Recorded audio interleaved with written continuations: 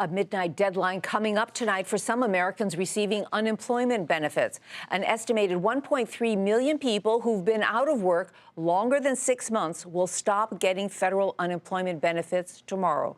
The 2008 program, which continued the benefits for as much as 99 weeks, has been extended 11 times, but it was dropped as part of the 2-year bipartisan budget compromise that was just signed into law by President Obama. And John Harwood joins us now here on our set. Thank you so much, John, for coming in.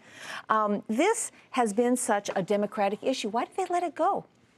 Well, I think there's been a psychological turn in Washington, and that is from thinking about the economy as one that is in crisis and then recovery from crisis to one that is growing, the labor market is strengthening. Democrats are still for the extension of this program. The president today called 2 senators, a Republican, Dean Heller, a Democrat, Jack Reed, and encouraged their effort for a 3-month extension. But you don't get the sense that there is going to be a final push across the finish line by Democrats, and that's because they're now thinking about stronger economy, stronger labor market, and these were, after all, intended to be emergency temporary benefits. What would a 3-month extension cost, or what would an extension of any length cost? I guess it depends on the length of the extension. Full-year extension would cost $25 billion, and that's a lot of money, not in the context of the federal budget, but in the context of what it would take to get this done politically. Remember, we just had the 2 parties agree on a budget deal that lifted the budget sequester by $63 billion.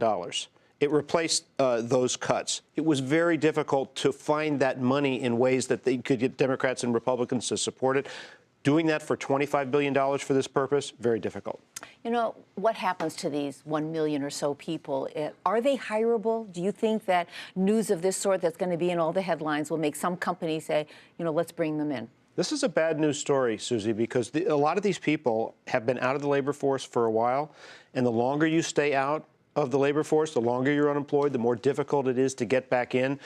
So I think that many people are not going to get back into the labor market. Some will, as we do get stronger growth. You know, we had 4% in the last quarter, and we see the unemployment rate beginning to come down. So there will be opportunities, but I don't think everyone's going to be able to take advantage of them. You know, there are arguments on both sides of the political aisle about extending the benefits. What happens to these people when those benefits dry up? Will they go on to some other form of public assistance, number one?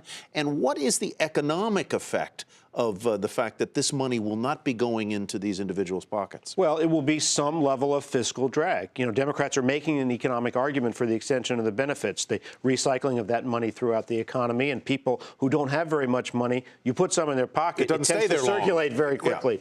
Yeah. But you know, I think that what we're going to see is that as the economy gets better, people are going to count on some of that demand getting replaced by private sector growth, and I think that's what we're looking at. Real quickly, do you think this is going to impact the unemployment rate? I mean, right now we're at, what, 7%? Will this make any ripple effect on those numbers? Well, if you have people, first of all, there's always been a debate among economists about whether longer benefits keep people from looking for work aggressively.